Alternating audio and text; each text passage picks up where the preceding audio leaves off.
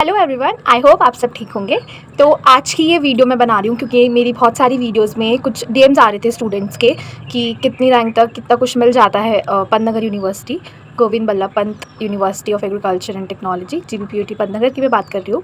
तो क्योंकि अभी तक सेकेंड राउंड काउंसलिंग का भी रैंकिंग आ चुका है, तो आप पंतनगर की साइट से उसको डाउनलोड कर सकते हैं। उसमें हर कैटेगरी वाइज लिखा होता है कि आप इतनी रैंक तक इस कैटेगरी में काउंसलिंग भर सकते हैं। और रही बात काउंसलिंग की, तो लास्ट ईयर जो हुआ था कि 2 राउंड हुए थे, उसके बाद जब नीट की काउंसलिंग हो गई थी उसके बाद एक राउंड हुआ था। तो लास्ट टाइम काफ़ी अच्छी रैंक तक सब्जेक्ट्स मिले थे, 400 समथिंग रैंक तक जनरल वालों को भी एग्रीकल्चर मिल गया था नॉर्मल सीट में। जैसे कि आपको पता होगा कि लास्ट टाइम से अब कुछ पेड सीट्स भी अवेलेबल हैं और 500 रैंक तक पेड सीट्स भी मिली हैं एग्रीकल्चर में, स्पेशली क्योंकि मुझसे एग्रीकल्चर के लिए पूछा जा रहा था, तो मैं आपको बता देती हूँ। और हाँ, क्योंकि अब सेकेंड राउंड काउंसलिंग की भी रैंक्स आ चुकी हैं, तो आप उसके अकॉर्डिंग हिसाब लगा सकते हैं।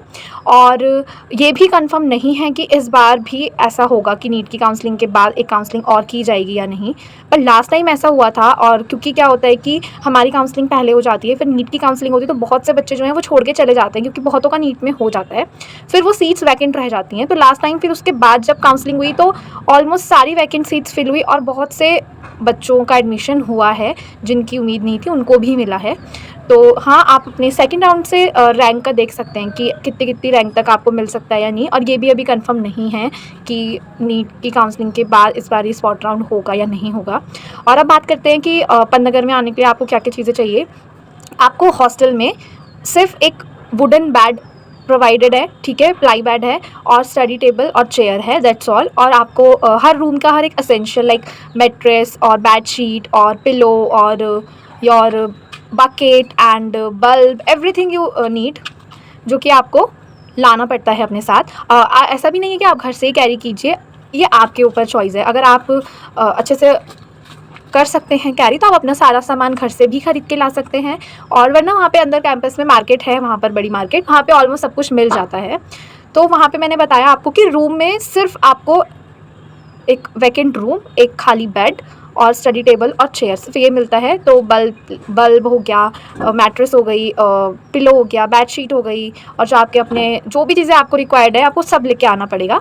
और बाथरूम में भी अगर आपको वाइपर अलग से चाहिए तो आपको वाइपर भी रखना होगा। अगर झाड़ू आपको लगाना है तो वो भी आपको लेना होगा। डस्टबिन अपना रखना पड़ेगा रूम के लिए, क्योंकि जनरली सिर्फ बड़े डस्टबिन जो होते हैं वो नॉर्मली ऐसे हॉस्टल में जगह रखे होते हैं, तो रूम्स में आपको अपना पर्सनल डस्टबिन रखना पड़ता है। और ज़रूरी नहीं कि आपको सब कुछ कैरी करना पड़े घर से, पर लेकिन अगर आप चाहते तो कर सकते हैं, क्योंकि वहाँ पे थोड़ा सा एक्सपेंसिव मिलता है क्योंकि ऑब्वियसली कैंपस में है। और इसके अलावा जो फर्स्ट ईयर स्पेशली जो साइंस साइड के कॉलेजेस में बच्चे आएंगे, मैं उनका बता देती हूँ, लाइक वेटनरी में और फिशरीज़ में या कम्युनिटी साइंस में या एग्रीकल्चर में। आई एम नॉट श्योर कि अब इस ईयर क्या होगा, बट अभी तक जैसा होता है तो for girls you need to carry a suit, आपको सूट पहनना पड़ता है कुछ टाइम तक। तो सूट जो है वो प्रॉपर सूट, सलवार और चुन्नी होनी चाहिए, प्लाजो या ऐसा पजामे ये नहीं चलता है, सलवार होनी चाहिए। एंड फॉर बॉयज़ आपको फॉर्मल वेयर पहनना होता है, शर्ट और नीचे पैंट। और जनरली जो शर्ट है वो वाइट कलर की होती है और जो पैंट है वो ब्लैक कलर की होती है। So that's all. अगर आपको और कुछ मुझसे पूछना है तो आप मेरी वीडियो में कमेंट मुझे कर सकते हैं, फिर मैं उसके लिए एक वीडियो अलग से बना दूँगी। Thank you.